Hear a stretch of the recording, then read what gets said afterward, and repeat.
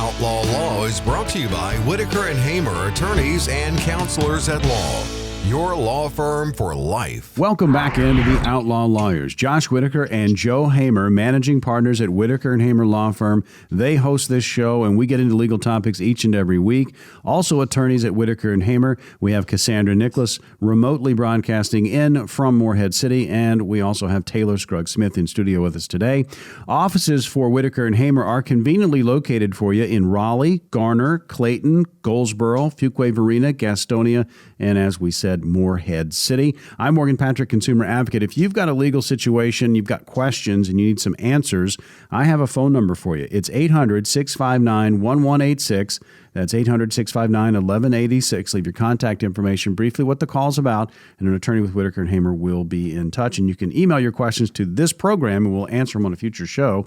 Questions at theoutlawlawyer.com. Josh? All right, so next up, a more serious issue. Not that manslaughter is not serious, but I think we were a little tongue-in-cheek there with that discussion. But here, a much more serious topic. I never want to. I'm going to call this guy the Raleigh shooter. I never want to use the names of the folks who do this kind of thing. But obviously, over in Hedingham, we had an incident a couple of weeks ago where we had an active shooter situation. Several people lost their lives, and it was national news, and since then we don't know a whole lot more than we knew to begin with. We don't know the motives of this young man who I believe was 15 years old, who went and murdered several people in his neighborhood. It's a story that again got national coverage, and it brings up a lot of questions. The reason I thought about it for today's show is because recently there's been a couple of items in the local news where, the first 911 call, was at a certain time. And then, 10 to 15 minutes later, you had people still being shot and killed. And there was some discussion there about whether the city of Raleigh should have given some quick notice like we do for, Amber Alerts and things like that. Should there have been some notice given? And if notice had been given, people could have taken some shelter, and maybe some lives would have been saved. Did you guys see that? Yeah, I saw that, and I think it's an interesting point because I have an iPhone, and obviously anytime there's an Amber Alert or there's a silver alert when it's an older alert person, we always get those alerts that interrupt anything you're doing on your phone, completely anything you're doing, and it goes off like old TVs used to go off with emergency alert systems. So we have that type of capability. And I find it interesting that, I was out when this was happening. I was not at my home. I was out doing some errands, and I started getting multiple text messages saying, "Are you home? Are you safe?" And I'm like, what are you guys talking about? What's going on? And people were sharing with me social media posts about what was going on. So I didn't even see official posting until later in the day. Now, I don't know how police were operating. They might have just, gone straight there to try to contain the situation as best they could.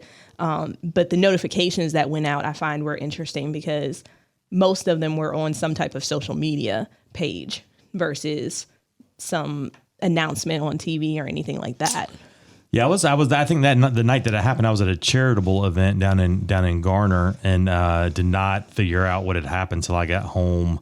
It was after dark, so it was already well underway when I got home. But I tell you what, I don't want this to sound bad, but just honestly, I don't pay attention to any alert, right? I mean, the only thing I pay attention, I look at it. That's the thing. I'll look at it. You'll at least look at it. Yeah. Cause I got kids, man. They're not with me. But usually I'm at my house. Yeah. Right. I can't remember the stand-up comedian. Well, I go places sometimes. We're outside folks. Yeah. Well, remember too, when this happened, that was the opening day of the state fair. Yeah. That was a Thursday afternoon. I was on my way to have dinner with my son in North Raleigh, and literally every police car lit up at the same time, and they started heading in that direction. So I thought it was an accident somewhere on 440, and then we started getting alerts of an active shooter. So and they were very concerned about the state fair, that many people in one place. Sure, but they were very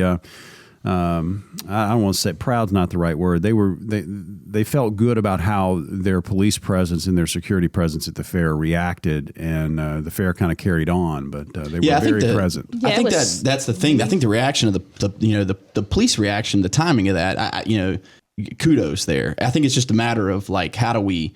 I see what you're saying. Like I think there is the capacity to issue like official alerts like this. And it does make sense because I didn't know about it until it was done.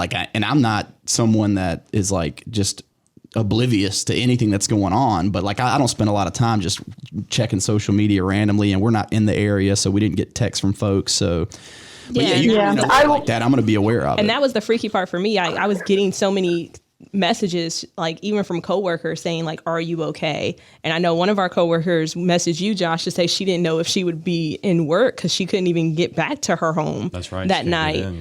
Because they had been at the fair, and the fairs had record numbers, because I even went, and it was so many people. But it's like, this is the first real fair that I've seen so many people at since COVID. Mm-hmm. So like with the numbers so high, that's definitely a concern. And Cassandra, I heard you. But then the question becomes, how do you verify? How do you like, what response is quick enough? Because you get a call about something like this happening. Obviously you want to take that at face value. It's a very serious issue. But when do you send the alert? Because, you run the risk of just mass hysteria if you don't properly vet something like this. And there are idiots out there that would take advantage of it. Oh, yeah. Cassandra, were you about to say something? You're very easy to talk over because you're not in the studio. I'm still here. I still have things to say. I was scrolling on Facebook when it started, and in several of my like Raleigh Facebook groups, people from that neighborhood were posting like, hey, I hear gunshots. I'm sheltering. Do you know what's going on? And it was just tons of those posts. So I started Googling and couldn't find anything official for a while after that. So I think something, even social media wise, definitely could have come out sooner.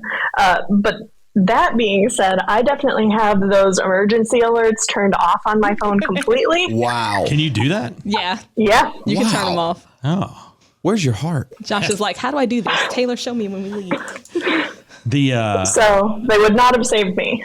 But well, like we got an Amber Alert the other day. It was like something in Asheboro, and I my phone's going nuts. So I looked at it and I was like, well, you know what? I can't do anything. Come on, man. You look at it, and you look at the make and model of the car, and then you go on you become Batman. That's what you go out there and you look. So I can't remember his name. That's what I was about to say. There's a stand-up comedian who has a whole bit about this, and I can't remember his name to save my life. But he basically was like, what are we supposed to do? Round up a posse? Yeah. Like, I'm at home with my, watching TV, and what are you supposed to do? Anyway, so there's some argument there. And then, I think the Raleigh Police Department, we still don't have a whole lot of details. And so that's been a big complaint.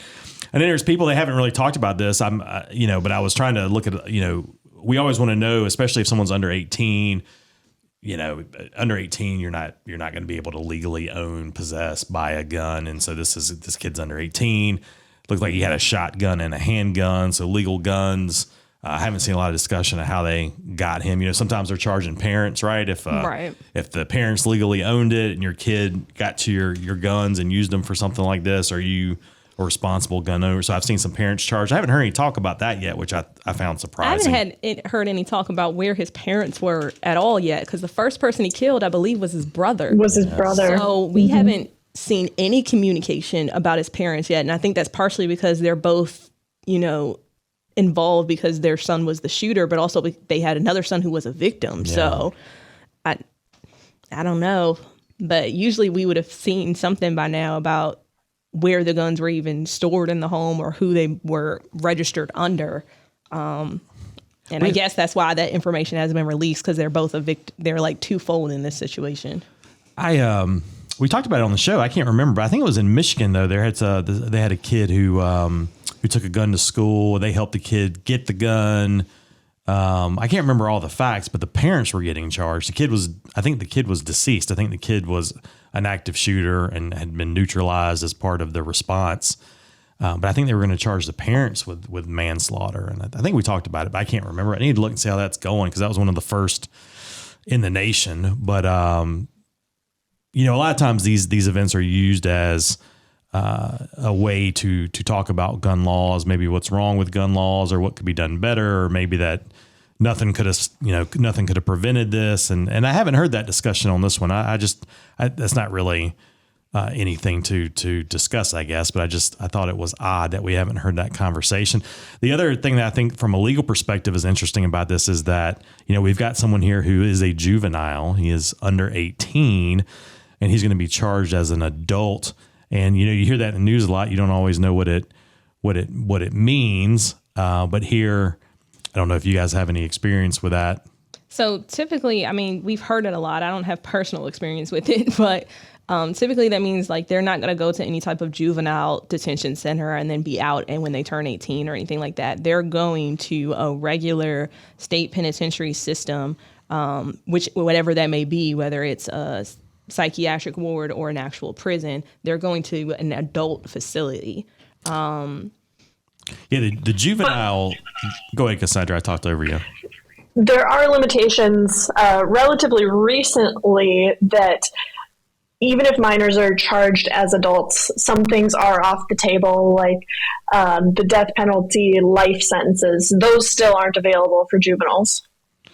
Yeah, the juvenile system, the juvenile criminal system is not really set up to deal with super serious felonies. Things like this, it's not well equipped to punish. So if you're over 13 and you commit a very, very serious felony, that's always going to be an option. The DA's office, the prosecuting attorney has to kind of prosecute you as an adult, where punishment will be more severe. And so that's what the DA here has said in Wake County, is that she intends to pursue charges against this 15-year-old who he's not out of the hospital, I don't think. No, he just started rehab is what it says. So, okay. But anyway, obviously a terrible, terrible situation that gripped Raleigh and got us in the national news for all the wrong reasons, which is not typical for the Raleigh area. But those are all kind of legal issues that kind of stem out from it. And we're going to see the fallout for a while when something like this happens. But definitely fodder to be discussed. The Outlaw Lawyers, Josh Whitaker and Joe Hamer. You can find them at Whitaker and Hamer Law Firm when they're not playing radio show hosts here. Managing partners at the firm, practicing attorneys here in North Carolina. And, of course, on the program today, we have Cassandra Nicholas remoting in from Morehead City office, and we have Taylor Scruggs-Smith in studio. Offices located for Whitaker and Hamer conveniently for you in Raleigh, Garner, Clayton, Goldsboro, Fuquay, Varina, Gastonia, and Morehead City. If you've got a legal situation, you've got questions, you need answers, I've got a phone number for you, 800-659-1186. That's 800-659-1186. You can also email your questions to the show, questions@theoutlawlawyer.com, and we will answer them on a future program. And if you do call in, leave your contact info and briefly what the call's about, and an attorney with Whitaker and Hamer will be in touch. Check out the website, theoutlawlawyer.com. We're back with more right after this.